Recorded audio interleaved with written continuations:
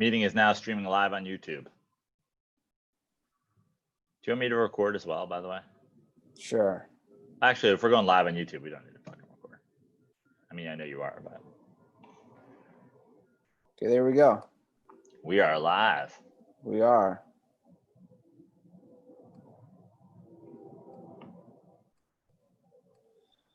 All right, let's hope it doesn't do 2 live ones. I don't think it'll do that. You want me to shut this window? Sure. Sweat my balls off, but the things I do for the dirt balls. So brave of you, Joe. What's that? There is a heat wave here. It's only 116 out, but that's all right. I'll shut my window. It's fine. 2 live ones. At Joe Prano on Venmo. Hold on.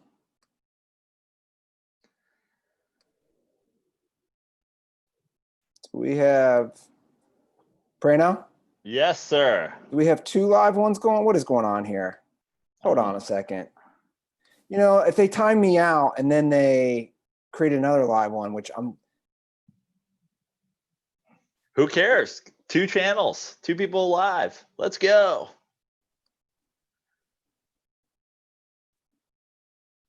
No, we should be.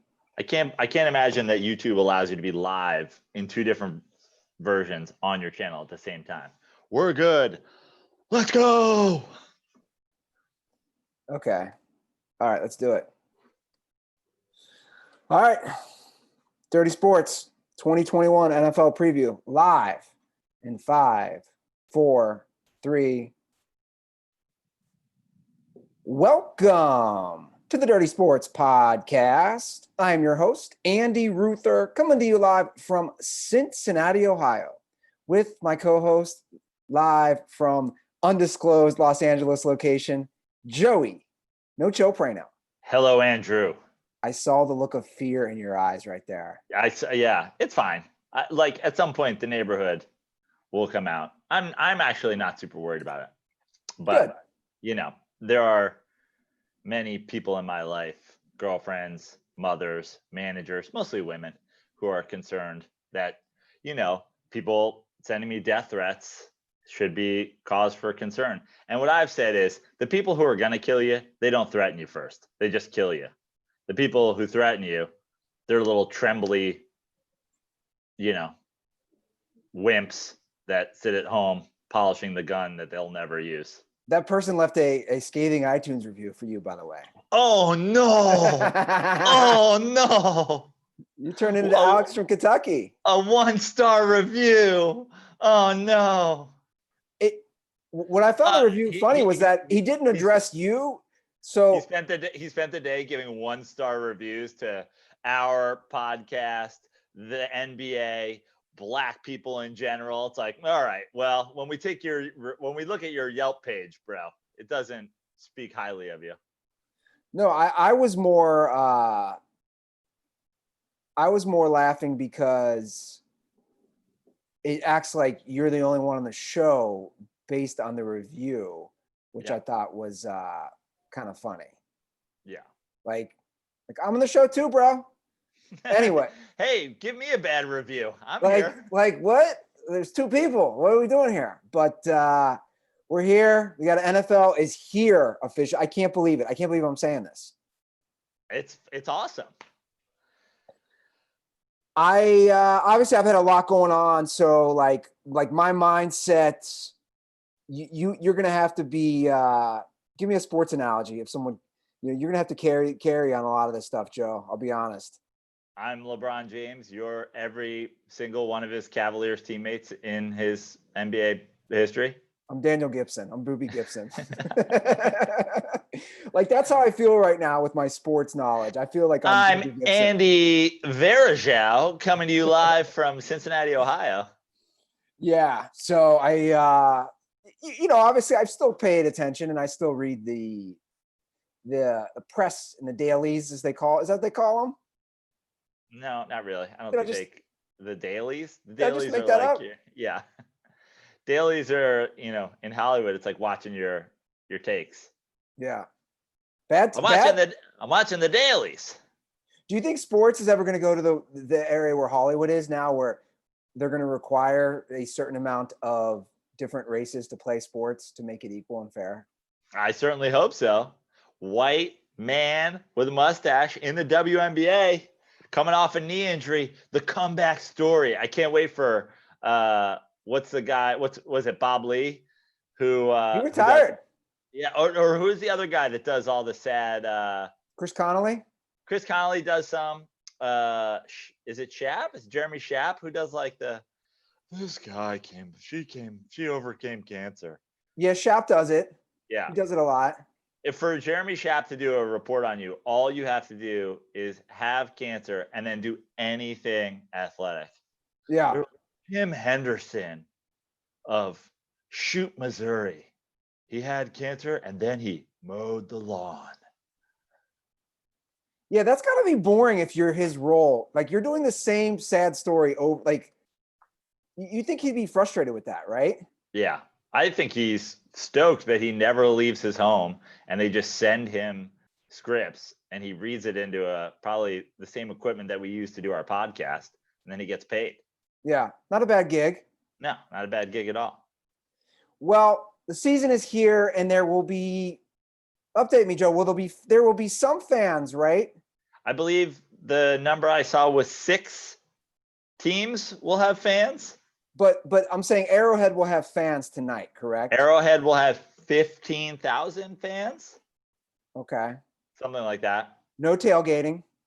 No tailgating. Welcome I'm sure they'll find a way. Yeah, we have the 2 young, phenomenal quarterbacks playing. A rematch of, would that have been the wild card round last year? It would have been the divisional round, right? Because divisional, correct. Yeah. Or maybe it was the wild card. Yeah. I'm trying to think. Did the Chiefs have to play a wild card game? No, they got to bye. Okay. So there you go. So the divisional round. Because the Patriots lost to the Titans in the wild card. Right. So we got opening game tonight, opening weekend, and it's here. It's going to happen. From all the sounds of it, players are not testing positive, allegedly. Right. According to Roger Goodell. I saw the latest report. One player. We are in the like prehistoric days of COVID testing. This is like the pre-Ray Rice video days of domestic violence. Doesn't happen in our league. Oh, there's a video of it. Just kidding. 3 guys on every team do it. Sure. Well, where do you want to start? Do you want to just do a breakdown of? I feel like we have to start with all the other stuff and finish with football. I was going to keep it strictly football. We're not talking NBA playoffs at all? I mean, I don't know. You know, we're at a new crossroads because in the past, we basically only had baseball going on. Yeah. Well, baseball can go fuck itself right now. I agree. So we're not going to do that. But I mean, I think we got to talk NBA playoffs. I think we got to talk Danuel House. Okay. I think we got to talk, you made a rundown. Well, yeah, I just throw things up as stories come along and as news finds its way out. So I basically throw that stuff. We can push that stuff, or we can talk about it. I'd like to talk about it. I'd especially like to talk about Danuel House. Look, I'm going to say this right now. Everybody in the NBA, I put this on the rundown. I said this to my brother. He goes, that needs to be a title of an article. Danuel House needs to just jack off. Just jack off, guys. Here's my problem with this, though. She's already in the bubble. Okay.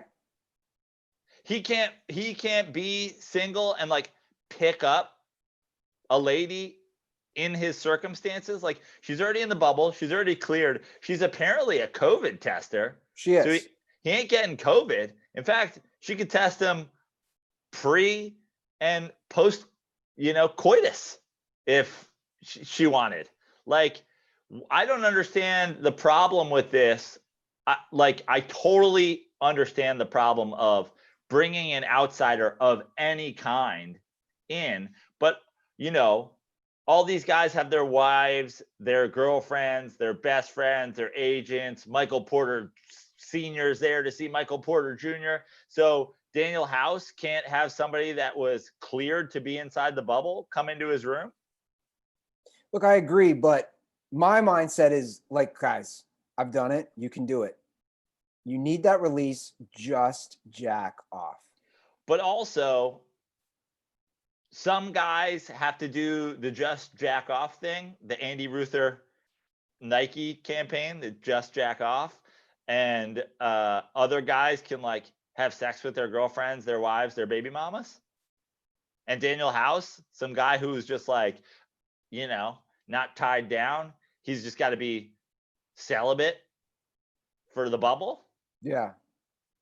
You know me. I'm always the like, don't do something stupid. But like, she was cleared. He didn't sneak her in out from outside the bubble. I think the problem is, while I agree with you, they're not allowed anybody in their room who's not supposed to be there. You got to remember the snitch hotline, I think, isn't even just for girls. Right. If somebody who's not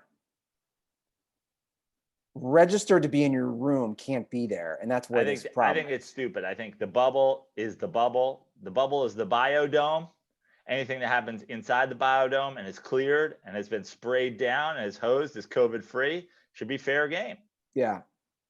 Anything outside the bubble, then you should get in trouble. Yeah. The idea that Danuel House misses a game against the Lakers. He's gonna miss tonight. Yeah, against the Lakers in a series where they're undermatched because he threw game at a girl who's putting a swab up his. I mean, this girl shoved a swab like down his throat, and he still managed to get her back to his hotel. He's getting punished for it. I think he should get a bonus. I agree. All time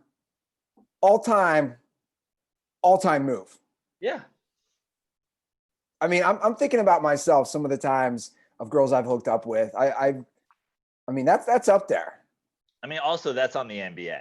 Yeah. Like, how about just having all dude COVID testers? Remember the dental assistant I hooked up with?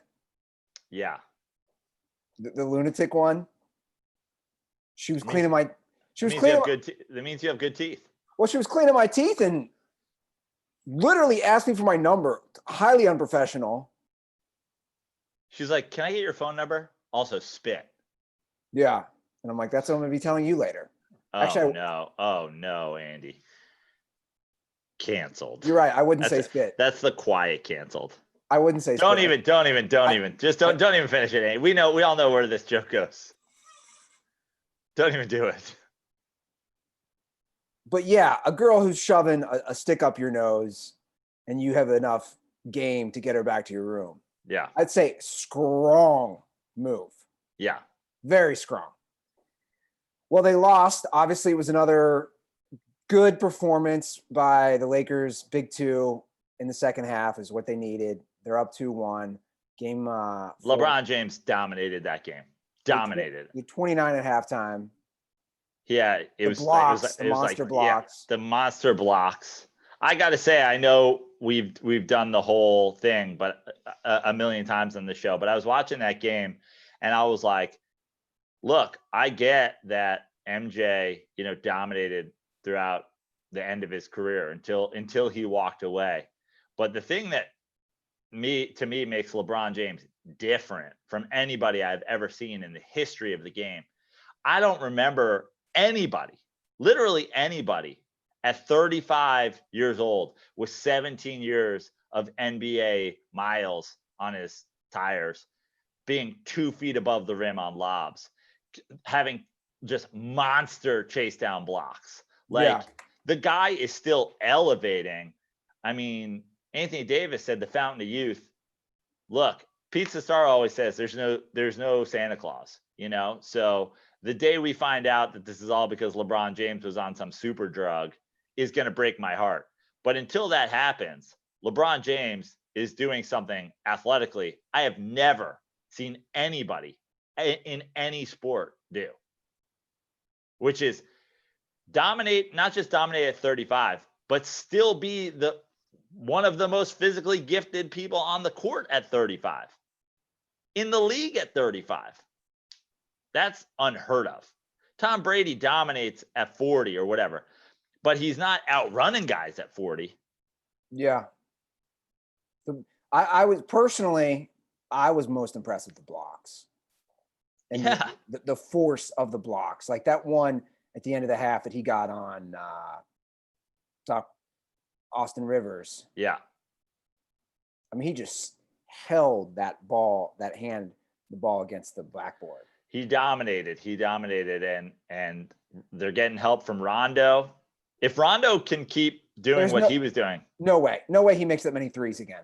No, I actually don't even think that they need him to make that many threes. You know, Kenny Smith was talking about it after the game. If they can just have Rondo as a guy to take over and facilitate and let LeBron take plays off as the team facilitator, I think that takes them up a gear, down a gear, whatever takes them to another gear. Yeah, there you go. Downshift, upgrade. Sure. I can't drive a stick, so you're talking to the wrong person. So they play tonight. Last night was a double overtime Celtics Raptors game. It's going to go 7 now. Anything is possible. I think we need to step up Dirty Sports merch. I said this before. I think we need some Luka versus everybody. And I also think we need an outline of Kevin Garnett's face with his hat on sideways, leaning back. And we'll just put under it, anything is possible, because I just love that. And also, anything is possible. Now we're going to game 7. Like, I can make a prediction on who I think will win that game. I can make a prediction on, which of those teams is better. But I think the bottom line is losing a double overtime game 6 to force a game 7. You can try to convince yourself of, this team is better, this team is deeper, this team has better coaching. Game 7 in a series like this is a coin flip. Sure, of course. I mean, it really is. It's been a back and forth, hard-fought series, and I expect Game 7 to be the same way. And I'll say, I was just giving Kenny Smith props on his Rondo take, but I think I want to diss him and Charles and Shaq and the whole crew's take. Well, actually, it wasn't Shaq. Shaq wasn't involved. Just Kenny and Charles. Shaq, obviously a Heat guy. They both said that the Celtics are the class of the East. They're the best team in the East. And I have to disagree with the way Miami's been playing. And again, I'm not 100% sure that Boston gets out of this series. And the idea that they're just way deeper and better than the Heat team, this way the Heat team is playing, I think is absurd. Yeah. I was saying the other night, this Heat team remind me of the Dallas team. Not that the one that won the championship, not that they will go on and beat the shit out of everybody and win the championship, but they just seem like they're playing with so much confidence. Yeah. No, I agree. And we saw that from that Mavs team. When that Mavs team swept the defending champion Lakers, they were like, we can beat anybody. And then they did. 2-time defending champion Lakers. Yeah. So the Clippers have taken control of their series, up 3-1. Much lower scoring, much better defensive series. Finally brought some defense. Yeah. Yeah, I think that series will go to the Clips now. It just seems like the attacking the high pick and roll, Denver doesn't really have another offensive strategy. And that's too bad, because I don't think they're nearly as talented as the Clippers, but I think that they had the talent to compete. And I actually think that they have the offensive firepower to compete. They just seem really uncreative in their offense, considering the number of great offensive players that they have. Yeah. Well, they're relying too much on Murray and Jokic. Yeah. And then when they get a guy like Michael Porter Jr. going, it's just like, hey, take over for a couple minutes. Oh, hey, you take over for a couple minutes. Let Jokic get 5 shots in a row. Let's let Murray get 5 shots in a row. It's like, have a little bit of balance. Have people feel like when a guy's hot, you don't have to go to him every time. Like, have your team coming up the court going, man, there's a lot of firepower on this offense. We don't know where it's going to go. I watch a Nuggets game and I go, okay, now they're going to give Jokic 5 possessions. Now they're going to give Murray a couple possessions. Oh, it's Michael Porter Jr. time. It's like, that's not the way you win. Do you think there's any validity to fatigue in the bubble? Like, I've seen some reports of players have fatigue and they want to, get out of this. I guess my response would be, they're not in a prison. They're in a nice resort. Most of them have their family or friends around them at this point. Like, I don't know if I buy into that. Like, to me, that's kind of weak-willed, in my opinion. If you have fatigue and you want to get out of the bubble and you have everything at your disposal, I don't know. I don't buy into that. Yeah, I mean, maybe I buy into it, but I agree that it's kind of weak. And like, especially now with everybody being able to come, them getting their plus ones or their plus families or whatever, it's not the worst scenario. And honestly, I feel like if I were an athlete in that situation, especially if it was come playoff time, they weren't really there that long pre-playoffs. Come playoff time, it's like, I would love to have a situation where I didn't have to travel. I didn't have to ever, pack a bag. I didn't ever have to, say goodbye to my family. Like, you're just going to the office and you're coming back. I mean, their commute's 15 minutes. Can I be honest? I want to live in a bubble. Yeah. For like a year. Biodome. Because that bubble has fishing, pools, a golf course. I mean, there's a lot of like, give me one negative drawback. You get sick of your family. Or if you're Danuel House, or these single guys, your lady selection is the 4 girls on the COVID testing team. And even they're not allowed in your house. You have to do it like behind the fishing pond. Just jack off. I'm the spokesperson for that. You know how many times in life I've debated having over a female or someone I didn't want to deal with. It was solely for sex, and then But he did want to deal with her. That's the thing. It's like, I think that this is unfair. I am free Danuel House. I'm not against it, but my point, what I was trying to make, it's not even about Danuel House.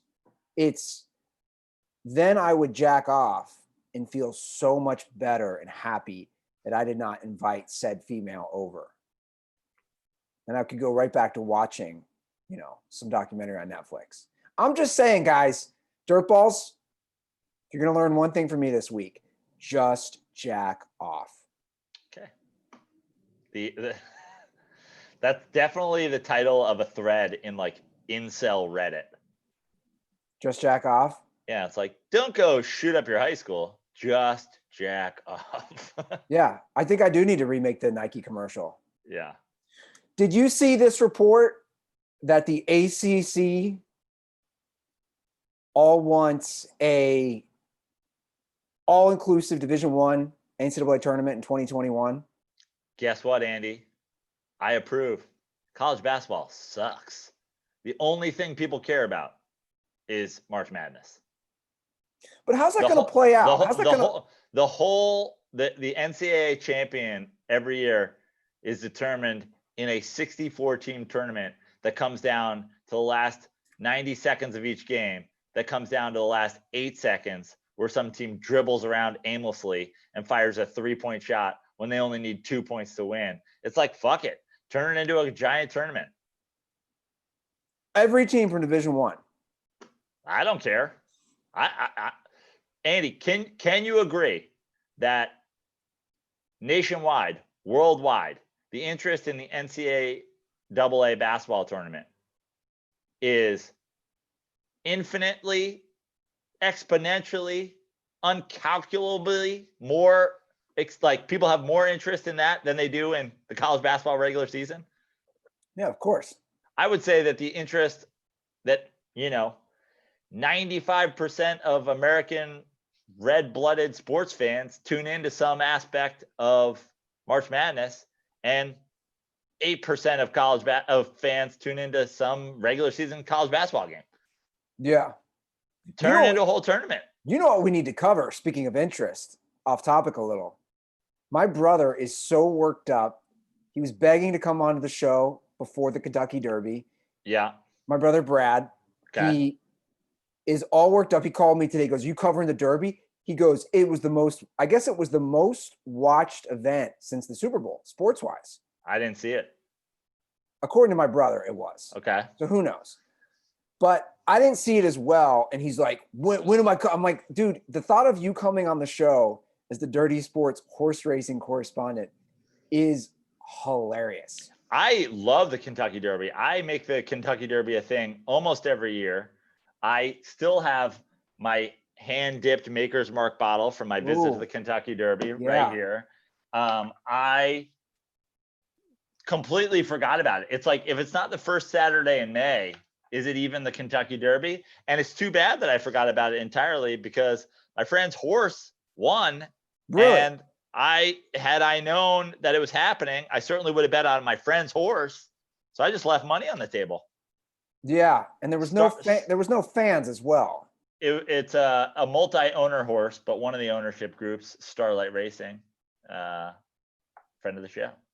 Nice. Yeah. Yeah, I guess the races are reversed this year. Right. So they're doing Derby, Preakness, Belmont. I think so, yeah. Or did they already run the Belmont? Because the Derby's first, usually. Did they already run the other ones? I don't know. I think the Preakness is next. Which it normally is. Let's bring on Brad in his jockey gear that he wears. So with such masculinity.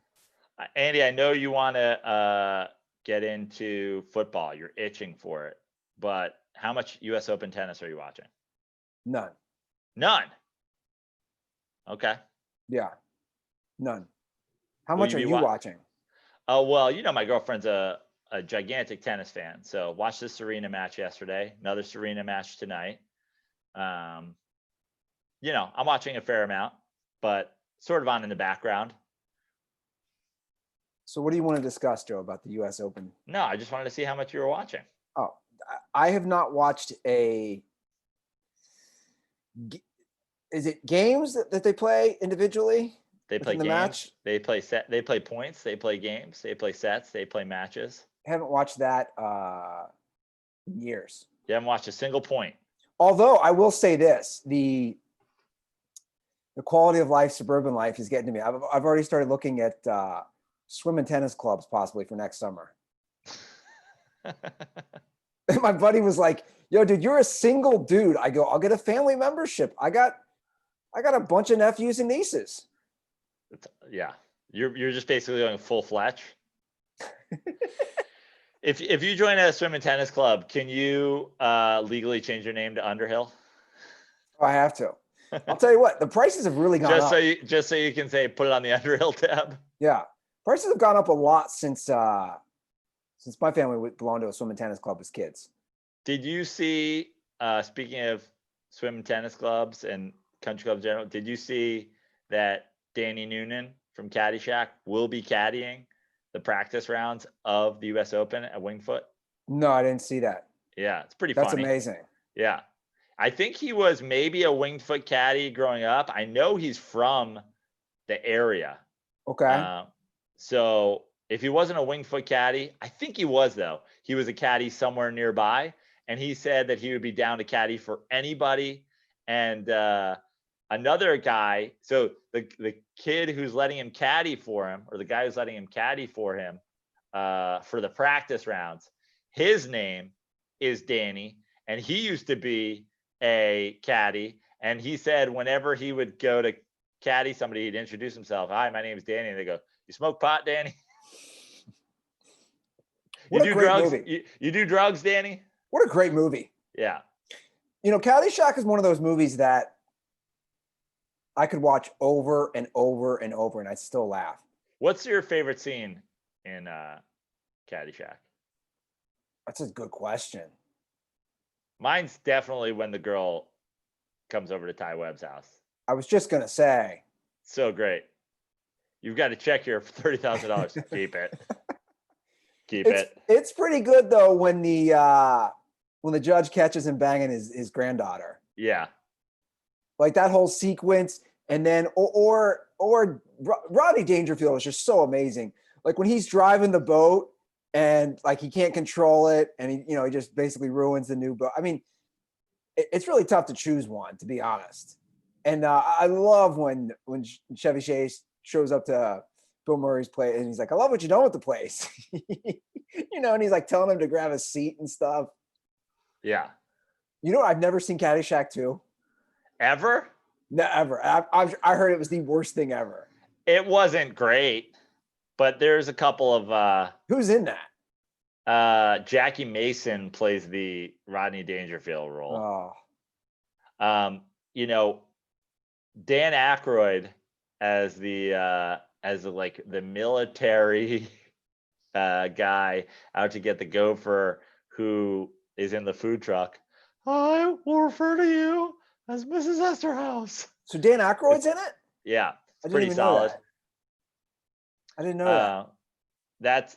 He's probably the highlight in it, but so yeah, it's not great. It's not great. Real quick. I mean, the downgrade from Rodney Dangerfield to Jackie Mason is like that's like going from a Ferrari to a Ford Fiesta. Yeah, that's like the Mets, trading Jacob deGrom for me. Yeah, that's pretty offensive. So at Miami of Ohio, about an hour north of me, they have caddy scholarships, and they have a caddy house. And one of the kids, a grade above me in high school, he got a caddy scholarship at Miami of Ohio. And apparently all in the house, all the caddies live. It's almost like a frat house, but for caddies. Apparently when everybody walks by, everybody just yells, "Noonan! Noonan!" And all the caddies get angry. Hilarious. They just get heckled all the time by strangers and other kids. That's incredible. Why is there a caddy and there's multiple caddy scholarships? I think so. Yeah, I guess so. Just guys who are really good at guesstimating yardage with their eyes. Like, what's your interview look like? That's a great question. Gotta be about 170. You're in, dog. Hey, they take them on a tour of the campus. And they're like, and that's the caddy house over there. How far would you say you are from here? I don't know, 125 downhill. Probably a sand wedge if you hit it right. You're in. Imagine if that's paying for your college tuition, though. How amazing is that? Yeah.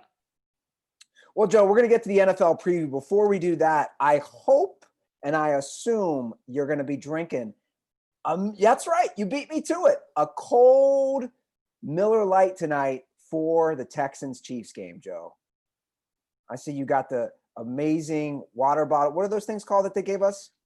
These are, I don't know what the company is, but typically they're called like Swells or something like that. But actually, Andy, I know you use this because you're not a drinker for water. Use it all the time. I use it for Miller Lite. Keeps your Miller Lite cold. Oh, it keeps it so cold, guys. I put 2 of them in here pre-podcast. Keeps it cold the whole time. And then I put it in the fridge. Oh, it's beautiful. Yeah. And guys, I know it's been a crazy year. We're finally to the NFL, though.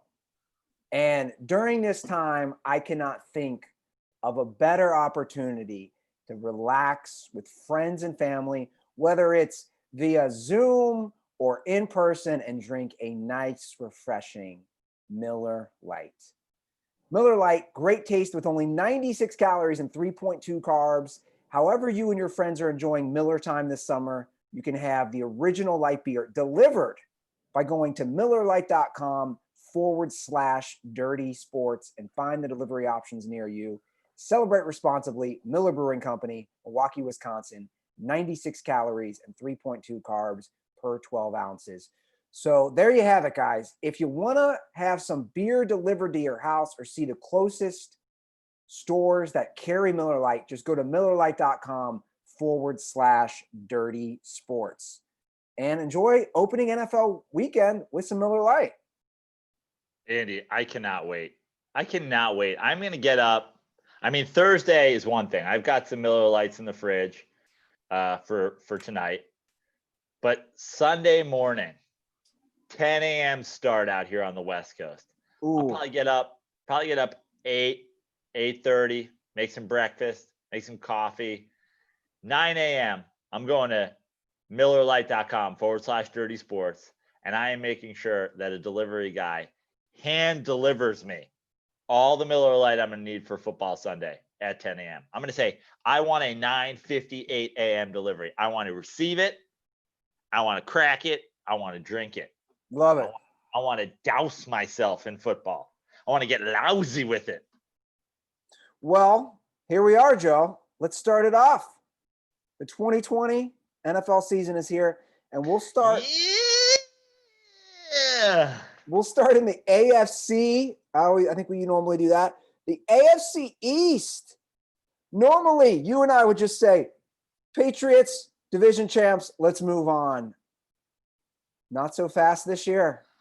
I don't think that the Jets are going to compete for a division title. I think that the Dolphins will be fun and will play spoiler around the league, as they like to do, especially with their starting quarterback in what year of his career? Once again, a starter in the NFL, Ryan Fitzmagic. Oh, it's magic. But I don't think that they compete for a division title. I think the Bills do compete with the Patriots for a division title. A lot of people sleeping on this Patriots team. A lot of people. A lot of them. I mean, a lot of people are just like, they're just not good, you know. But the thing is I think they are going to be good. I think their defense is good. I think that they lack some weapons. But when has Bill Belichick really like needed weapons? Yeah. So, some guy on their team you never heard of is going to get $88 million next year from the Jacksonville Jaguars because he catches 95 balls for the Patriots this year. Well, here's something that's interesting in that division. Three of the six listed. Actually, let me word this differently. So they put out the odds on the first QB to be benched in the NFL this season. So you can bet on that, right? Okay. Can I bet on Tyrod Taylor? Wait, I already did, and I won that bet, and that person did not pay me. So fuck you. Well, he is on that list. The entire U.S. Navy, Air Force, whatever he is. Again, this is the first starting QB to be benched in the NFL season. 3 of the top 6 as the favorites are in the AFC East. So I find that interesting. So really? number 1 on the list is Dwayne Haskins at plus 150. Then number 2 is your boy Fitz at plus 225. Then Trubisky at plus 250. Darnold. I feel like this should be called the Mitchell Trubisky list of quarterbacks who might get benched first. Like the idea that Fitzmagic is above. They literally signed a guy just to replace Mitchell Trubisky in week 1 when he doesn't play well. Well, Trubisky's at plus 250. Then you have Sam Darnold at plus 500, Tyrod Taylor at plus 500, and then Cam Newton at plus 700. So my point is, can you keep going down the list? I want my value pick. That's all I have, by the way, in front of me. Okay. But I saw it in a news article. But my point is, right, if 3 of the top 6 are in that one division, there is zero faith in the QBs in the AFC East heading into the start of the year. Yeah. Look, I am not a Cam Newton stan by any means, but I think that Bill Belichick is probably taking the very same approach that I would take if I wanted to have Cam Newton and I wanted to. Here's the thing. I think Cam Newton can win games with the Patriots because what I think can happen is that they can build an offense around his skill set. And I actually don't think that they give a shit about his future at all. I think that they're looking this as the 1-year deal they signed him to. And so it's like, let's play him the way where he is effective, but probably won't last very long, as opposed to, other teams, like if you're the Carolina Panthers, who's obviously moved on from him, playing Cam Newton a style of play where he was effective, but he has no chance of long-term health or success. I think that the Patriots, they'll go, oh, let's run this guy into the ground. It's 1 year. Yeah. He could be our tailback. He could be our fullback. He could be our quarterback. Who cares what happens to him? Who cares if he gets hurt? Who wins the division? It's tough. I want to say the Bills, but I also want to say the Patriots.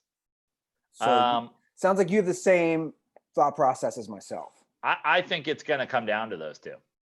Well, And I think people are overestimating the Bills and underestimating the Patriots. I think the idea that the Bills run away with this division and the Patriots don't compete for it, to me, is ridiculous.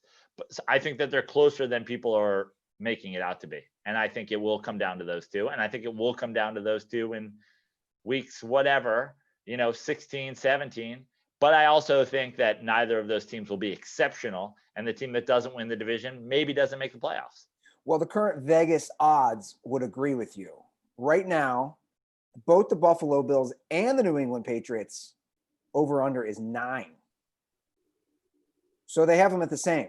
Right. So if one of those guys goes over and one of those guys pushes, somebody goes 10-6 and one team goes 9-7, there is a chance that 9-7 team doesn't make the playoffs. Yeah, I agree. And I think, guys, just it's Bill Belichick. Like, do not ever count this man out. How many years have they won the division? Don't you know, Andy, that it was Tom Brady the whole time? That it was Michael Jordan the whole time? It's like people forget that these coaches, like, look at the success of these guys with other players. And it's not just Belichick. It's Josh McDaniels. I mean, it's the whole system around them. You're telling me Cam Newton with the Patriot system can't win 11 games? To you, I say Matt fucking Castle disagrees. Yeah, Matt Castle didn't start in college. Cam Newton won a fucking MVP. Yeah, I like until they don't win the division, I'm going to go with the Patriots, and I think it's going to be neck and neck with the Bills. And I think, a 10-6 team, a 9-7 team, they're going to win the division. Now by the way, in these unprecedented times, should Josh Allen get hurt, or should Josh Allen get COVID, or should anything happen to Josh Allen, I don't love the Bills' chances. I think the Bills will be terrible without him. And should Cam Newton, get COVID or get hurt or, fall into his hat and no one has a long enough rope to get him out, I think the Patriots will be fine with Jared Stidham. Yeah. Or Jason Stidham or John Stidham, whatever his name is. So it seems like we're in agreement with who's going to win the division, those two teams.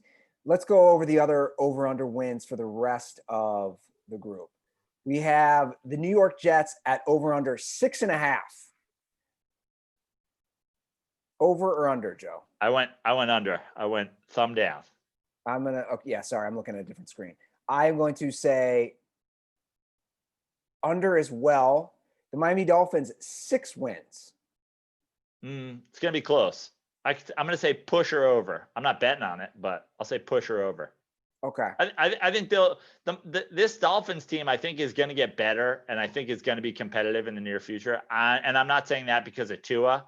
I just think that they're, building it the right way. It's just a matter of, can they get ahead of schedule or not? I don't trust Tua. I don't trust Tua. How can you? You haven't seen him play in the NFL. He's injured, and he went to Bama. Yeah. I'm sorry. These guys are in great systems. They're playing with the best athletes in the country.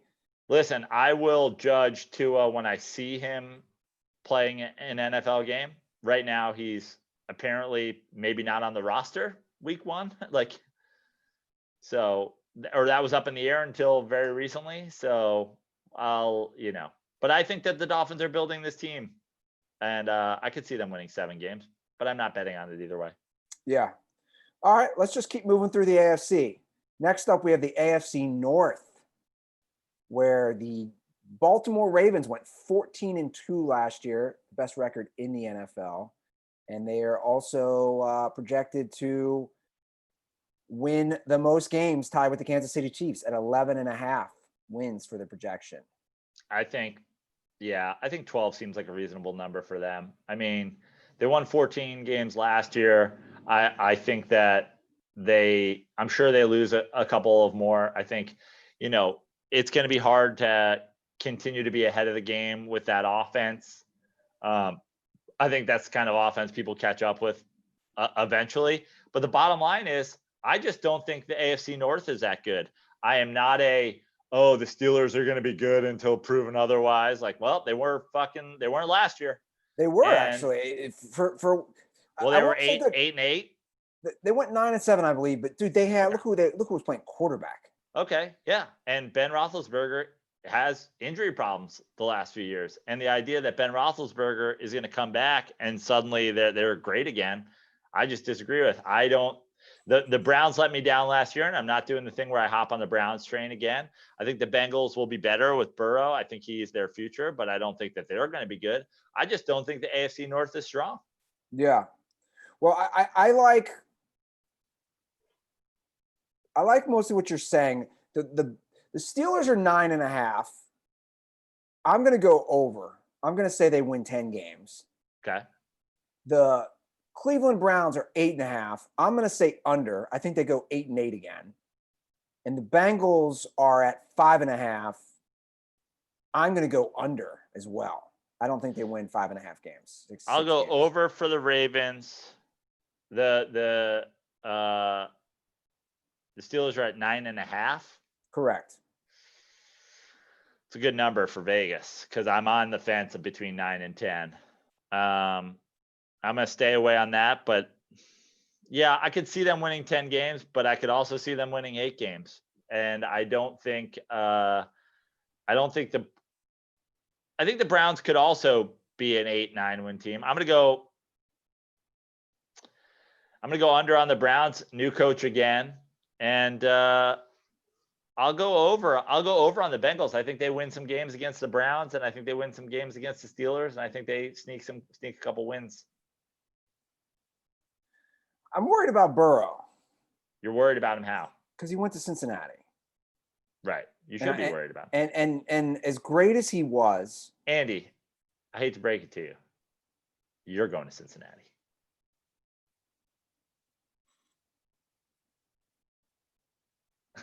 I'm here now, Joe.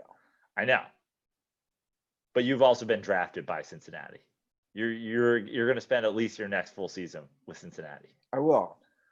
I agree. But I also don't play. I just want to know. My job. I'm worried about you. Okay, fair enough. My job is not to play for the professional football team here, though. I'm more worried about those guys. And I'm also a little concerned. As great as Burrow was, the best college football season I've ever seen in my lifetime. It was one season. I'm not trying to take anything away. I love how he carries himself. I loved what he did in the field. I think for a guy like him, the speed, you know how it is, Prano. We see it. These guys, the NFL is not college. The NFL is not the SEC. As great as the SEC is, it's next level. And they open up. I mean, the irony is. Well, I mean, the idea that guys come into the NFL and they, are great right away. It just doesn't happen. And, to some degree, you have to just go. We have a first overall pick. The first couple of years are just on-the-job training. I mean, look at the first couple of years of Peyton Manning. Look at the first couple of years of anybody that didn't go to a team that was already, pretty good. Like, those guys who succeed are the guys who go to teams, at 14, at 15, at whatever, and they can win right away. I mean, look at if you look at Manning and Rivers and Roethlisberger in that draft class, Roethlisberger had the most success right out of the gate, and people are like, "Oh, he's the best one." And it's like, I don't think he's the best one. I think he went to the best team. Yeah. So the Bengals open with the Chargers. The irony, and I'll be here. And it's in Cincinnati. And will people be allowed to be there? No. No. So the Ruther curse is all over that. All right, moving right along. Let's head on down to the AFC South. Cincinnati's right there. It's right there on the Kentucky border. A lot of times it's like, where does Cincinnati lie in the grand scheme of things? And I think Cincinnati stuck its flag on the northern side by saying, we're not allowing fans in the stadium. Yeah. Well, it's been interesting being here politically. There's a Yeah. big mix.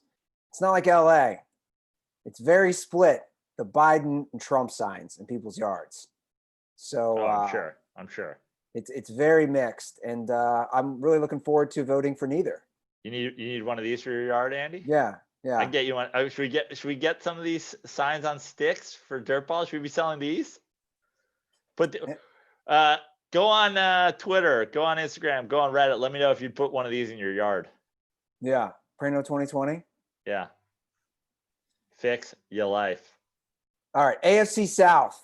This is going to be a fun division. Yeah, it is. Real fun division. I mean, if you look at the win total projections, it's it's pretty even. You have the Titans at 8.5. How is that? That seems low to me. I'm going over on the Titans. I agree. I think the Titans build on what they did last year. Why wouldn't they? Yeah. The Texans are at 7.5. I just watched a whole long thing this morning on Deshaun Watson without DeAndre Hopkins. It's like, what the fuck was I almost called him Bill Belichick. That's the most offensive. That's the most offensive thing that's ever been said on the show. Canceled. Bill Booby O'Brien. How did that happen? I still don't know how that happened. And now Hopkins just got paid. It's you got David Johnson. I just don't understand that thought process. He's a boob. That's his thought process. I don't think they win 7.5. They're at 7.5. I don't think they win 8 games. I think they could win 8 games, but is that something? No. The Texans win 8 games? Is that the bar we're setting for the Texans these days? I mean, God, I cannot believe that I blocked probably a dozen people that were Bill O'Brien defenders back in the day.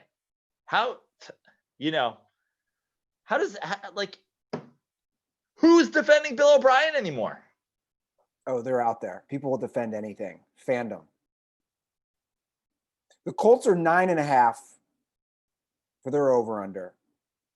So they're projecting them to win the division. I don't know about Phillip, man. I know you think he still has it. He looked bad last year. Well, I don't necessarily know that he still has it. I just think that quarterbacks don't fall off a cliff. Now, I think that Phillip Rivers is significantly better than Jacoby Brissett. Okay? I think that the recklessness in Indianapolis not going after Phillip Rivers or Eli Manning or some of these vets that have gone last year was absurd. Now, the question is, are they that year too late? Did the downtrend start? I mean, I think we can agree the downtrend started on Phillip Rivers, but how far gone is he? Because I think the other thing is, and we've seen it with Tom Brady, again, kissing your son on the mouth doesn't give you superpowers. Okay. Tom Brady has been able to survive and thrive in the NFL because he's been on the Patriots, because they always have a good offensive line, because they always have a fucking good defense. The idea that Phillip Rivers was great 2 years ago and awful last year, it just doesn't happen. But it did, Joe. And he had the same supporting cast. Yeah, but their team. So are you saying that the Chargers, their success was solely based on Phillip Rivers? No, and I know the Chargers had a lot of injuries last year. I'm just saying, like, he still was surrounded by great talent. When it comes to quarterbacks, and I've said this a million times and I will say it again, I will trade all the weapons in the world for an offensive line. All of them. Have 5 Pro Bowlers on your offensive line and a bunch of undrafted free agents as your wide receiver core. You will get good quarterback play. This whole complaint of, man, this guy doesn't have weapons. That guy doesn't have weapons. Like good quarterbacks, great quarterbacks, elite quarterbacks turn guys you've never heard of into fucking weapons. You need good offensive line play, and that is something that the Indianapolis Colts have. So we will learn very quickly where Phillip Rivers is at. Yeah. Because if he can't be successful behind that great offensive line, then he is done. Then put fucking frozen broccoli back in. I don't know. Well, this is my projection. I'm going to go Titans win the division. I agree. Colts win 9 games. Are after them. Yep. And the Texans and the Jags. You know, the Jags are going to be bad. The Jags are predicted to win the least amount of games in the league. They're at 4.5, and I'm going to go under on that. I think they're going to be a disaster. Yeah, I'm with you. So it sounds like we're on the same page. Okay, moving right along. The AFC West. Obviously, this is the Chiefs division to lose, Joe. They are predicted to win 11.5 wins. I'm going to say over. I'm saying over as well. I mean, this comes down to Mahomes. With a healthy Mahomes starting 16 games, the idea that they don't win 12 of those is ludicrous to me. I agree. I think they're good for 12 or 13 games. After that, we have where are some of the other teams in the league as I look on this list? Chargers are at 8. I think that's a great push for the Chargers, to be honest. Yeah, I think the Chargers can win 9 games. I think the biggest question mark for me is their quarterback situation. Is Herbert ready to go, or will he be ready to go at any point this season? I think that the Chargers will ride Tyrod Taylor as long as they are winning games and staying competitive in the division. And to me, that puts a cap on your win possibilities. Yeah. Like, to me, Tyrod Taylor ain't winning 10 games. No. Now, I think Tyrod Taylor, if their team is healthy and if their team, if everybody comes together and whatever, I like this Chargers team. I think they're building it. I like the way they're building it, but I hate their quarterback. I hate Tyrod Taylor at quarterback. But again, if your team is good and your quarterback is competent, which Tyrod Taylor is, he's competent, they could win 9 games. Yeah, I agree. The problem is, I think Tyrod Taylor puts a ceiling on your win total. Well, look, I like to push that. I like 8 wins. Both the Broncos and Raiders are at 7. I could see them winning 9 because the Broncos win total probably. I mean, I think Von Miller kills the Broncos. I agree. They're both 7.5, the Broncos and Raiders. Yeah. I think losing Vaughn is just detrimental to that defense. Yeah. So I think the Chargers get a bump for the Broncos taking an extra L, figure 1 L solely on Von Miller. I think he changes their defense. And the Raiders, I mean, has there ever been a more who the fuck knows than the Vegas Raiders? But aren't they that every year? Yeah. But I mean, now we're adding Vegas, we're adding COVID. I mean, we're adding everything. I think I saw the Raiders were the hottest selling merchandise of any team. Yeah. I think it might have been it's new shit. And next year it'll be the Washington Warriors. Because you're just getting the new shit. Yeah. You're right. Obviously, but I think there's obviously a lot of appeal. So we're basically in agreement. I said, well, this is how I think the division's going to go. I think it's going to go Broncos, Chargers. You're saying Chiefs. I'm sorry. Yeah. Chiefs, Chargers, Raiders, Broncos. I think it's going Chiefs, Chargers, Raiders. I think that those teams will battle to see who can win the 9 games. And the other one will come out on the other side of their over and under. And then the Broncos. Gotcha. And I actually think the Broncos are, building the right way as well. I don't hate Drew Lock. Yeah. But man, building, having a young quarterback be able to thrive because you have a badass defense. I mean, I just don't think you can underestimate how big of a loss Von Miller is. It's to me, it's the equivalent of, Houston's defense when Watt goes down every fucking year. Yeah. Which is going to happen again this year, by the way. Let's move on. Kind of story that's sliding under the radar, JJ Watt's had COVID every year for like 6 seasons. Shots fired. Let's move on to the NFC. Before we do that, Prano, we're talking about over, under, all the gambling stuff. Now is the time for all the dirt balls to go to GameTheoryPicks.com because our friends at Game Theory Picks provide profitable sports betting advice at an affordable price. They offer 3 subscriptions, a weekly subscription, a monthly subscription, which saves you 20%, and a yearly subscription, which saves you 50%. Guys, the numbers don't lie if you want to win money. These are the facts. Since sports have returned in July, a $50 per play bettor would have profited already over $1,000 in just that short amount of time. Guys, receive your first month of Game Theory Picks for just $40. That's it, $40. Go visit GameTheoryPicks.com and use promo code NFL2020. Once again, that's go Andy, ahead. I believe that is a time-sensitive deal. Am I correct? Is that before kickoff Sunday? I'm not sure on that one, but do it anyway. I think it's time-sensitive. So get out there and do it. Also, Game Theory Picks has decided to run it back from last year and sponsor Joe Prano's Picks of the Week on Instagram.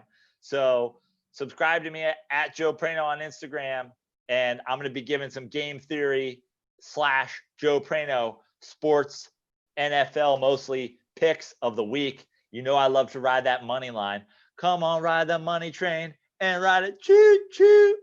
Yeah, guys, it's real easy. I know you want to put some money down. I know we're excited about that. So just go to GameTheoryPicks.com and use promo code NFL2020.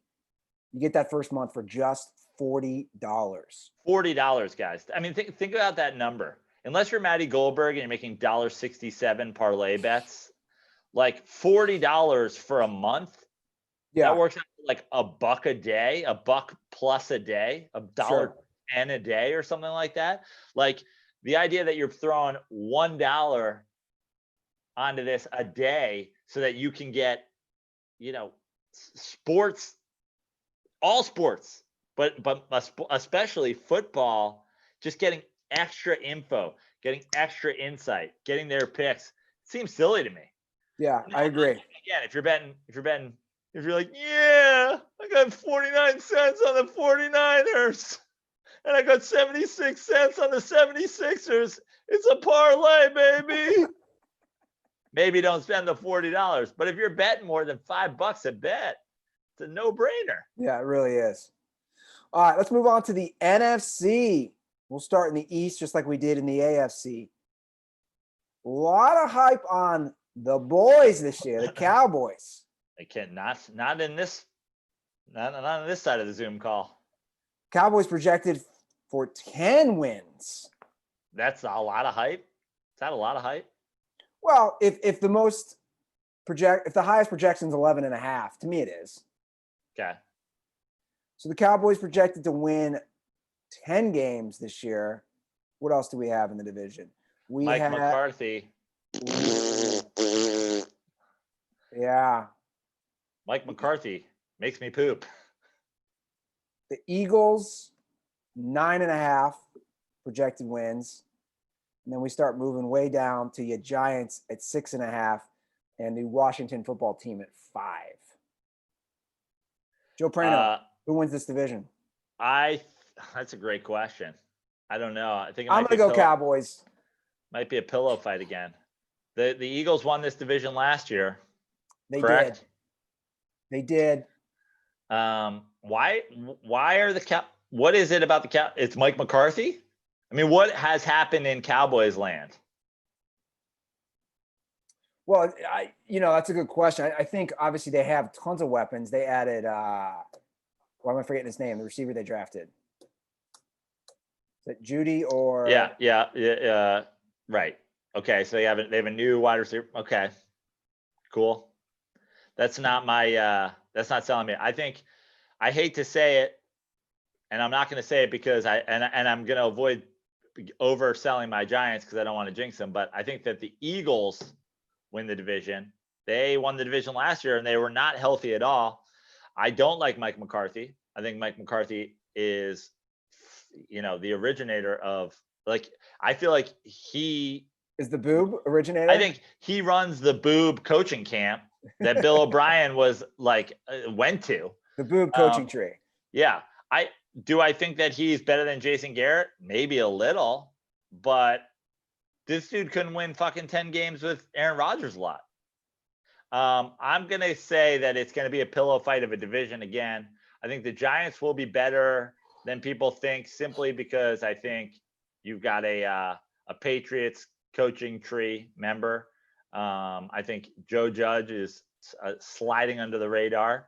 I like what I'm hearing about his coaching style coming out of camp. It's sort of like a more of a bridge from that Coughlin era of, a little bit of hard-nosed, but with like a little bit of a millennial flair, less of that Pat Shurmur, like hugs and kisses for everybody, and certainly less of that Ben McAdoo fingers in everybody, real pedophile style. So I think the Giants I think the Eagles aren't over. I think the Giants aren't over. I think the Cowboys are a push. I think the Washington football team is an under. I think the Washington football team is an under.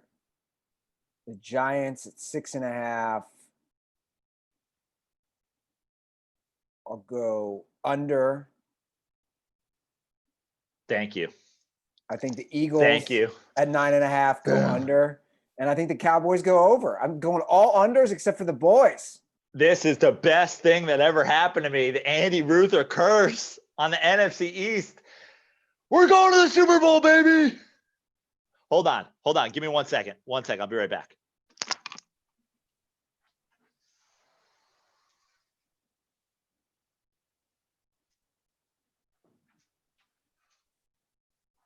Let's go. You're such a dork. Get my Giants gear on. You got me all fired up now. So you seem pretty confident the Giants win more than 6.5 games. I mean, am I really confident? No, but I do like them. I do truly like them as an over. But now with Andy Ruther, with the Ruther curse, I fucking love them as the over. I think they might win 13 games. Thank you, Andy. All right, let's move on to the NFC North. Who won that division last year? The Green Bay Packers had 13 wins, but they are really projected to drop off according to Las Vegas. 8.5 wins projected. Over. Because who's predicted to win the most games? I mean, is there the Vikings? Yeah. Surprise. How many consecutive years do people want to overestimate the Vikings and then slam their dick in a closed door? Like, how many years do you guys want to do this? How long are we going to do this, guys? Every year, Vikings are low-key Super Bowl possibilities. Guys, Kirk Cousins stinks. The end. He doesn't stink. I disagree. Like I don't. Like I disagree. That. I think the Vikings win more games with Ryan Fitzpatrick. That's a bad take. Okay, it's a bad take. Guess what Ryan Fitzpatrick does on bad teams? Does all right. Guess what? You think they win more games? Ryan Fitzpatrick has never started a playoff game, Joe, ever. Kirk Cousins got that one extra playoff win on him. All those years, and Kirk Cousins leads Ryan Fitzpatrick in playoff wins by 1. That means Ryan Fitzpatrick's not leading any teams to the playoffs. That also means Kirk Cousins isn't leading teams to the playoffs and winning games. Kirk Cousins isn't good. I'm not a Kirk Cousins stan, but I think that is a ludicrous and absurd take to think that they win more games with Ryan Fitzpatrick. I couldn't be more of a seller. That is a crazy take. I couldn't be more of a seller on Kirk Cousins. Hold the ball longer. Be worse against a good pass rush. Kirk Cousins is the like we talked in the NBA about, oh, the Milwaukee Bucks get exposed in the playoffs after they just decimate bad teams the whole year. Kirk Cousins against bad teams is awesome. Kirk Cousins against good teams is garbaggio. Well, look, man, he won a playoff game on the road last year, and then he stunk up the joint in San Francisco. I'm not denying that, but I disagree with your take, and I think the Vikings win the division. Okay, great. I also think, just like the AFC North, I don't think this is that good of a division. I don't think it's that good of a division either. And I think the Vikings have a fantastic roster. And I also think that they have a not good quarterback who doesn't play well against good teams. So if they win 11 games and everybody wants to fucking jerk off on themselves, guess what? You only play good teams in the playoffs. You only play good teams in the playoffs. So congratulations. I give the Minnesota Vikings exactly 0% chance to win the Super Bowl. 0.00. All right. Well, you did that a few years ago with the Eagles, so we'll see. And by the way, I'm not putting my money on the Vikings in the Super Bowl. Great. Either. I'll take and I was wrong about Nick Foles, and Nick Foles probably makes the Vikings better too. I think the Vikings win 10 games. I think the Packers go over 8.5. I think they win 9 games. The Bears are at 8. I say the Bears win less than 8 games. And then the Detroit Lions are at 7. The Lions, I think they push. I think the Lions could be sneaky. It's all about Stafford being healthy. Stafford being healthy, I go over. Bears, it's all about how long they stick with Trubisky. I go push under. I think the Packers go over. Like the disrespect, the Aaron Rodgers disrespect. The only thing There's no disrespect. He didn't play good last year. He didn't. Okay, and they won 13. And they won 13 games. He did not play Aaron Rodgers standard at all last year. He just literally new coach, 13 wins. You can make all excuses you want, man. What I don't even understand. I'm making excuses for the team that went to the NFC Championship game and had their shit pushed in. Congratulations. You just slurped the team that fucking didn't win the division. I didn't slurp anybody. I just said that I would rather have. I'll take Aaron Rodgers left-handed over Kirk Cousins. I'm not a Cousins stan. Not bad. He's an average quarterback. He's an average starting quarterback. He puts up good numbers statistically in the regular season, and then he kind of shits the bed in the postseason. How many teams are there in the NFL? There's 32. 32 teams. So average quarterback, let's say you think he's in the middle 11 quarterbacks? Here's a good one for me and you to disagree on, because I know you're going to disagree.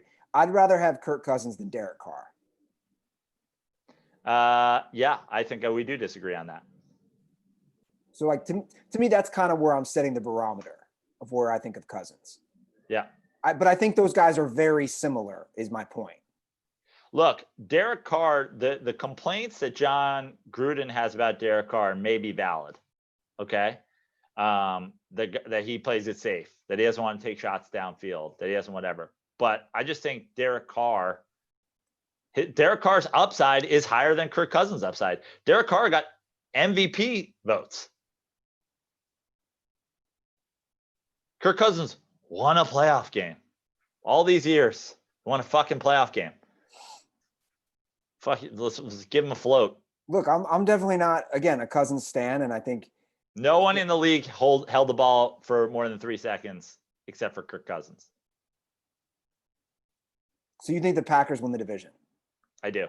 And honestly, I think the Vikings have a great defense. I think the Vikings offensive line is fine, regardless of what Viking fans want to tell you about why Kirk Cousins gets sacked so much. He's the only person in the league holding the ball over 3 seconds.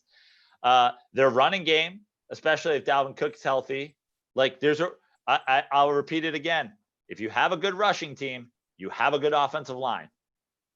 You're just making shit up when you're going. I don't, we've argued this. I don't necessarily agree that some guys are better run blockers than pass blockers. And finding 5 of them on the same team is absurdity. Yeah, of course. And some guys are better pass blockers than run blockers. Exactly. The idea of building an offensive line of 5 guys who are better run blockers, you just so happen to have a great rushing offense and a terrible pass protection offense. Cross check that with guys who hold the ball too long. It's there. Well, regardless, and by the way, that's my quarterback right now. That's what Daniel Jones does right now. So the Giants' offensive line isn't good, and the quarterback holds the ball too long, which is why the guy fucking fumbled a lot. Now in year 2, he has to make that leap. In year of Kirk Cousins? 11? I'm over the idea that these guys. I'm over the idea that a guy's going to learn. It's not year 11. It's like what year is it? It's like year 7 or 8. Okay, so I'm over the idea that you can't teach an old dog new tricks. Kirk Cousins ain't going to start getting rid of the ball suddenly when he's over 3 seconds last year. In year 9, well, he realizes he knows how to go through his progressions faster. To me, the most interesting storyline in this division is not Cousins. It's not the Vikings. It's Aaron Rodgers. Yeah. I'm curious to see how good he plays and how much he has in the tank. And if he has more in the tank than he has last year, and he plays better than they played last year, I think that 13 games was overachieving for them last year? Yeah. But if he plays better, the idea that they can't win 12 games or 11 games, the idea that they have it at 8.5 seems crazy to me. Yeah, it seems low, but I also think it's one of those divisions where the Lions are going to play everybody tough. Even the Bears have a defense. It's one of those divisions where it's not the most stacked division, but they're all very competitive and good, competent teams, if that makes sense. Like they're all they're gonna fight each week, is what I'm saying. There's no Jags in that division or Jets or anything. All I can say is I cannot wait for the Vikings to be 6-0 and for me to just reel in the Viking Super Bowl bettors. Let's go. Guys, the doors are open. I'm here for your Viking Super Bowl bets. Bring them to me.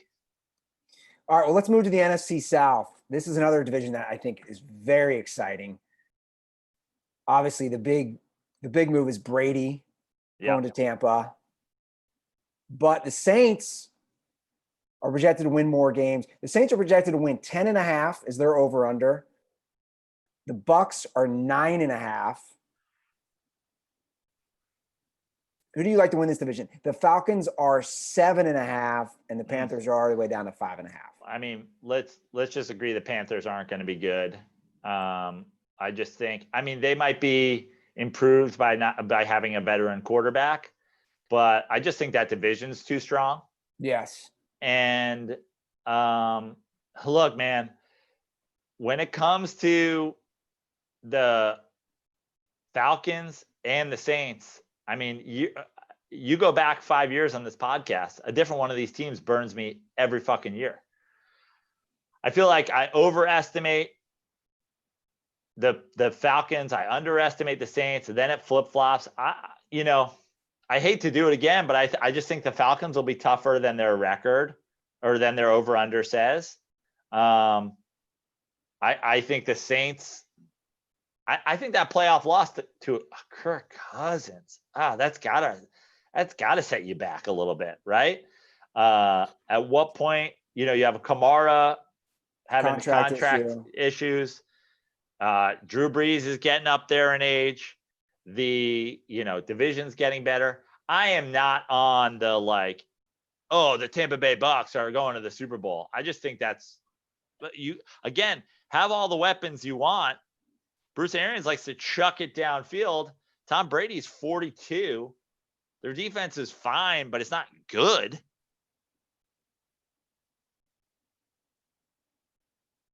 Really?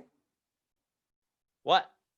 No, I'm just saying like you think sounds like you think the Saints are going to win. I think this could be I think it could be those 3 teams hovering around the 10 wins. Like I don't see somebody winning 12 games in this division.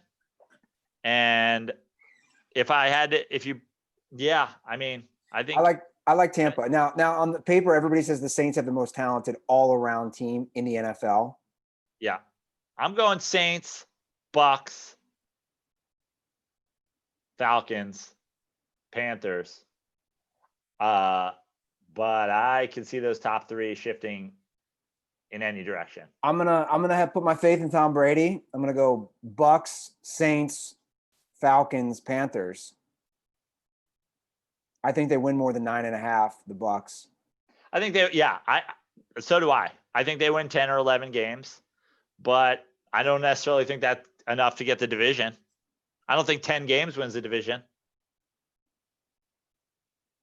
I'll be curious how New Orleans plays, obviously, with how the Drew Brees stuff played out internally within the team and then the Alvin Kamara stuff. And they added Emmanuel Sanders as well. Did they to the Saints? I think so. So nice pickup. It's a nice pickup, and that'll help Michael Thomas. I think, again, look, all this offense in the division, somebody's got to play defense. And I think the Saints have the best defense. I think the Bucks defense, we're going to see our boy, Jameis 101. The Bucks defense was not that bad. It's just they were put in awful positions by all his terrible interceptions. I could not agree more with that. That's why I said the Bucks defense isn't great. It's fine.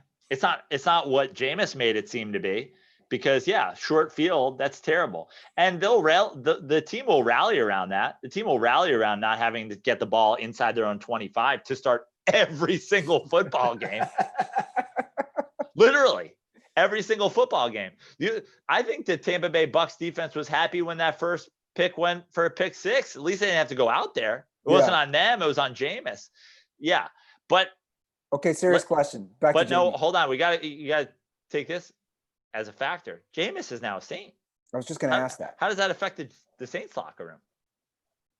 Jameis is worth a win being removed from the Bucks. So I think the Bucks right around 10, 11 wins.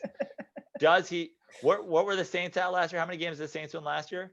I don't know. 12? Something like that. Did they drop down to 11? That's the thing. I think it's 11 games wins that division. The 10 team is right behind them. Saints won 13 last year. Yeah. Okay. So maybe he takes a win away from them. And we go 12, 11, 9, and 4. I think okay, how about this? Does Jameis Winston start a game this year for the Saints? No. I am dying for him to start a game for the Saints, for the record. We need to see it.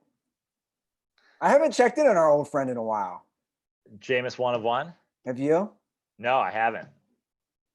Which is too bad. But at this point, I was I thought about it the other day, and I was like, what could he even be taught? 4 games into the season, Jameis Winston is the whole book goes up in flames, right? 4 games into the season, Jameis Winston is no longer on Hall of Fame pace in any regard. Because he's not playing. Yeah. So what is this guy talking about at this point? I'm going to pull up his Twitter. You got to start. Somebody's got to start grabbing Jameis 101 for old takes exposed. This dude doesn't stop. This guy's unbelievable. I need a drink just at the thought of it. He's doing Karen stuff. Karen responses. What does that even mean? His last response was somebody tweeted, the Bucks O-line gave up meaningful pressure on 19 of Jameis on Winston's.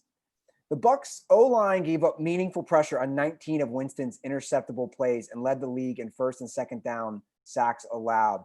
He quote tweeted, blame Jameis though, right? In quotes, Jameis Winston derangement syndrome, infected goobers. Hashtag Saints, hashtag context matters, hashtag expose false media narratives, hashtag truth matters, hashtag dream forever. What the fuck? It's unbelievable. That was 23 hours ago. Where's Jameis next year? Bigger question is he starting? Next year? Where is he starting? It's the same question that happened this year.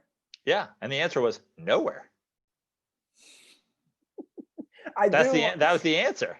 I never thought of the projection. You have a great point. I never thought of like the longer he doesn't start, the longer all these like gaudy numbers that he has really start to drop. Yeah, we're 6 games into the season. He'll be on Hall of Fame pace in no categories. Can't wait for this to play out.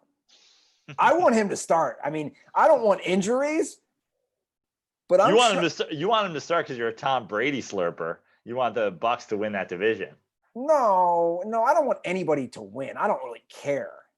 I'm definitely a Brady stan for sure. But what I want is I want Jameis to get like the Teddy Bridgewater similar opportunity that happened last year, where suddenly the Saints have to start Jameis for 4 or 5 games, and he's got all those weapons, and he's got a defense, and let's see how he does. It's so funny for me because I want the Bucs to do poorly because of the Tom Brady slurpers out there, and it's just got this whole dream team vibe, which I remember happening with that Eagles team that won 4 games or whatever. I mean, come on, though, Joe. Okay, I think that's offensive to compare the Eagles to a Tom Brady team.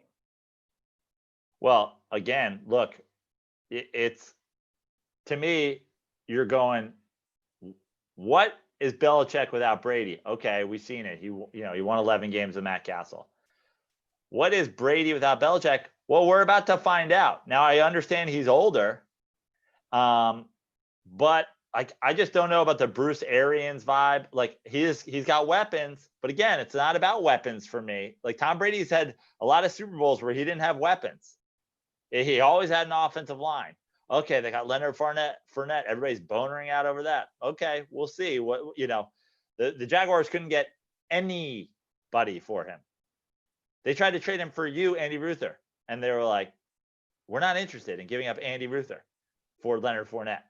Like, good trade. No one wanted him. So the whole thing. I kind of want them not to play well, but at the same time, if they play well, it exposes Jameis. So this Bucs team, I don't know what I want. Yeah, conundrum. All right, let's wrap it up with the NFC West. The Niners won 13 games last year. The Seahawks won 11. The Rams won 9, and the Cardinals won 7. Arguably the best division, most competitive. One of them in the league. Mm-hmm. The Niners are supposed to drop off as expected. I think so. They're at 10.5. Seahawks are at 9.5, Rams 8.5, and Cards at 7.5. Niners are at 10.5. Correct. I'm going 10.5. I'm going 11 wins for the Niners. I'm going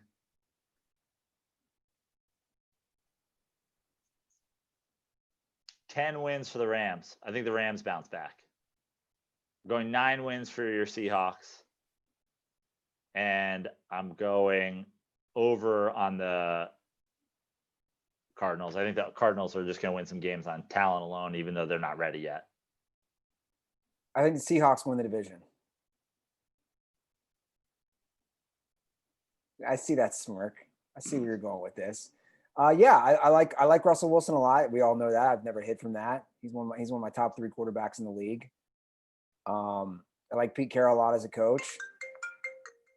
I think the Niners had a great year. I think they drop off a little.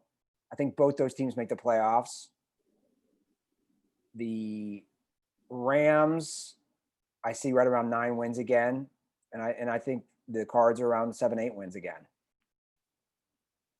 I just think I don't even think this is a diss on your Seahawks, and I think that the Niners will take a step back as well, but I think that they have a fantastic defense. I think they have the best defense in the division. And I actually think that the Seahawks upside is improved by obviously getting Jamal Adams and getting back, or at least making attempts to get back to what has led them to championships, or a championship, which is letting a strong defense carry the load. We saw that with Pete Carroll when he was at SC. We saw that with Pete Carroll early on in Seattle. And, going to let's win games with offense. Sure, they won 10 games and they made playoffs and they, lost early on in those playoffs. I think building around the defense is smart. I just think that the Rams, and I'm not the biggest Jared Goff stan by any means, and I think he's a big question mark for that team. And obviously they lose Gurley, but they kind of had lost him for a while, which is why they weren't quite as good the last year. They want to build around a running game. I just think McVay is still, a great coach. And I like the idea that they don't bounce back after a sort of disappointing season. I mean, they won 9 games. They weren't bad last year. Yeah, but they were in the Super Bowl the year before. I could see the Rams just inserting themselves back into, the chance of winning the division. Let me ask you a question. And if they don't insert themselves back into that, then I really think you have to start questioning the quarterback situation. Well, that's what I was going to ask you. Of the 4 quarterbacks in the NFC West, yes, between Kyler Murray, Russell Wilson, Garoppolo, and Goff, I might want Goff the least. I mean, I'll just be honest. Yeah, I might want him the least too. I mean, I think Russell is the best of those guys. Sure. Garoppolo has played great. Like, I actually, I just think that Russell has more upside than Jimmy G, but at the same time, Jimmy G does have early Russell. I mean, obviously the athleticism there, but early Russell vibes, which is managing the game with a good defense and a good running game and winning ball games and making big throws and, playing well in the clutch and being great on third down and all those things that come with being on a great team. And that's the first and most important question that you have to ask yourself is like, if I put a great team around this guy, can he take us there? And he did take them to a Super Bowl. Yeah. And, I know everybody wants to go, oh, he missed that one throw in the Super Bowl and whatever. And, to the guy we're comparing him to, don't forget, Russell Wilson threw a pick to end a Super Bowl. So I think the difference is Jared Goff didn't take that Rams team to a Super Bowl. I mean, I know technically he did, but it just seems so much more on the scheme and so much more on the being built around a running game and the defense. I think I like Goff the least too. I mean, I think it's too early to tell on Kyler Murray, but certainly the upside is there. Yeah, I didn't finish Hard Knocks. I think I watched the first 3 episodes. I don't know, man. I'm not. Goff can make incredible throws at times. He really can. But in my opinion, he misses so many throws where I'm watching the Rams game and I said, you got to just make that pass, man. Because he has the weapons and he's had the weapons. Yeah. So I probably would like him the least amount the same because I think the upside for Kyler Murray is so big. Yeah. So there we have it. Let's do AFC and NFC championship and Super Bowl champ. This is so tough. Okay. Well, you start. I honestly don't even know where I'm going yet. Like, it's really tough. I think we're both going to obviously have the Chiefs in the Super Bowl. I think I do have the Chiefs in the Super Bowl. So and therefore in the AFC Championship game, repeating is so hard. It's really hard to do. But you look around the AFC. I think the NFC is much more wide open. Like, you look around the AFC. Who has the second highest odds to win the Super Bowl in the AFC?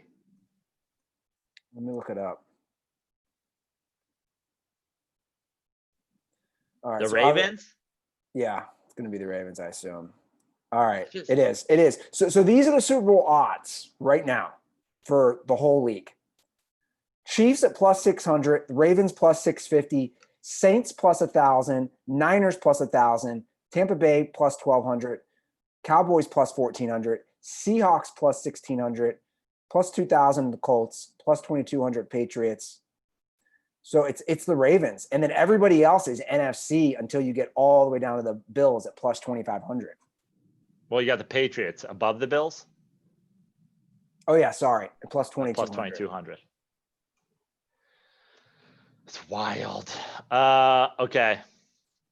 I'm going to do it. I'm going Chiefs, Patriots, AFC Championship game. Wow. Yo, Cam Newton, we trust. I mean, Bill Belichick, we trust. I think Cam Newton is 2 games better than Matt Castle. Wow. Craziness, Prano. Yeah. What about a Chiefs Titans rematch? I actually like the Titans. I think the Titans build on it, but it's almost one of those things. Titans in the AFC Championship game last year gave me Mets in the 2015 World Series vibes. It's like, oh, next year we win the World Series, right? And then the next year you like lose a wild card game. Like, I'm gonna go, yeah. I just think, you know, I almost think the Titans beating the Patriots, if it had ended there, that's something to build on. They go the Cinderella, and now it's like it's hard to match what the Titans did last year. Yeah, I want to say Chiefs Ravens, but I'm also like, it's tough to doubt. You know, there's still a lot of doubters for Lamar Jackson. It's tough to doubt after what he did last year. So I'll just do that. I'll do the easy, boring, basic play, Chiefs Ravens, and then in the NFC, which is a total crapshoot. For the championship game, I'm going to go Bucks. I see you laughing.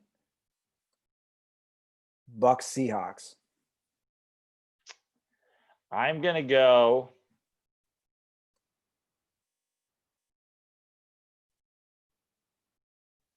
man, it's tough.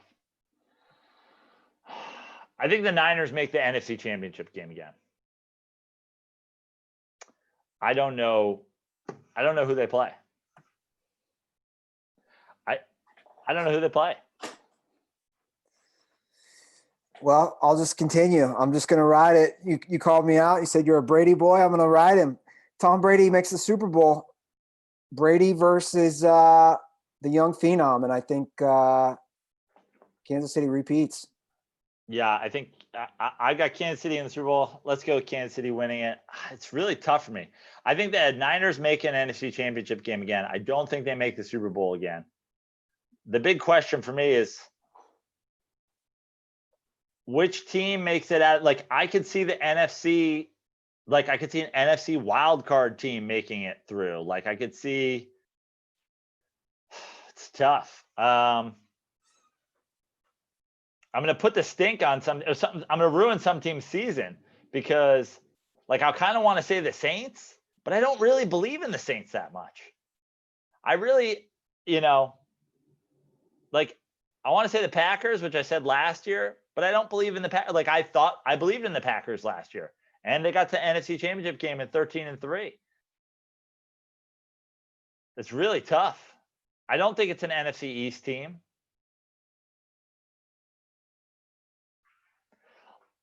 I don't know. It's tough. All right, I'm going to go Saints, Chiefs, Super Bowl, Chiefs win. Saints, Niners, Chiefs, Patriots. Do you have any And by the way, I don't think the Saints make it to the Super Bowl. That's just what I'm going with. Like, I think it's wild. Like, I think it could be Niners, Giants. Like, I think that the other team here's what my prediction. The other team in the NFC East, in the NFC Championship game, one of the teams in the NFC Championship game, no one sees coming. Yeah. It's not like Falcons.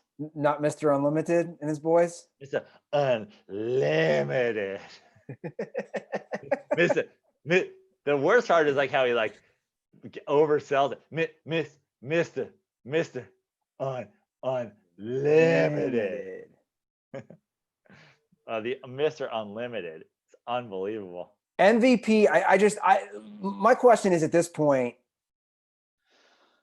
like, besides Mahomes, like, who's got a shot? I mean, I think Lamar Jackson, I guess, has a shot again, but I don't think he wins it again. Yeah. I think, you look at a guy like, I guess, like a Christian McCaffrey. I guess, The only way Mahomes doesn't win it if he gets injured. like if the Giants win 11 games, Saquon Barkley could be the MVP of the league, correct? No. No? No. Okay. I think Mahomes. If the Rams win 12 games, Aaron Donald could be the MVP of the league. I mean, maybe. I just think he's so good, Mahomes, that if he's I do too. on the field, I think he's the favorite. He'll probably win it. I'm just saying, I'm talking about value guys out there. Like, give me Aaron Donald's MVP odds, and I might throw some money on it. You know what I'm saying? Give me Saquon Barkley. Give me McCaffrey. Like if the Panthers are in a wild card contention and win 10 games, Christian McCaffrey could be the MVP of the league. Yeah. No doubt about it. They just love giving it to quarterbacks, man. They do. But I also think that is something that we've seen around sports leagues in general. That they do get tired of it, and they hear people saying that they're getting tired of it. Yeah. LeBron James should have every MVP since he left the Cavs the first time. Sure. Save for maybe one Steph MVP. Yeah. The second Steph MVP. All right. Well, that is the 2020 NFL season preview. I'm so excited. Yeah. There's so many things to be excited for. But week 1 is here. It's here tonight. It's here tonight. Well, you guys can follow us on Twitter and Instagram at The Dirty Sports. You can follow me at Andy Ruther. Andy, I have one more question for you before we go. Yeah. Are we doing a pick? I mean, are you and I picking games? Yeah, let's if we do it this week, can we submit them? Sure. Well, let's do tonight. What's the line on tonight? I think I gotta go though, Joe. I think I gotta make sure. My brother just called me. I'm really paranoid about my dad right now. And all right. Well, I hope Walt's okay. Yeah. Get it all taken care of. That's what I'm saying. If we do them, can we just submit them this week? Let's do it. But yeah, it was a fun show. Follow Joe at Fix Your Life on Twitter and Joe Prano on Instagram. Rate, review, and subscribe to this podcast. Specifically, review. If you like this show and you think we're doing a great job, go to iTunes, Spotify, wherever, and review it. Andy Ruther is sitting here still wanting to. He has to go. His dad is sick. He has to go, but he's doing this podcast. If you're a person that likes his show, make up for the people that don't like this show because we said people shouldn't get murdered by cops. So go and review this podcast and make up for trembly little bitches who sleep with guns under their pillows because they're afraid of the boogeyman. All right. On that note, guys, thanks for listening. Thank you for all the support. Have a great week. And as always, stay dirty.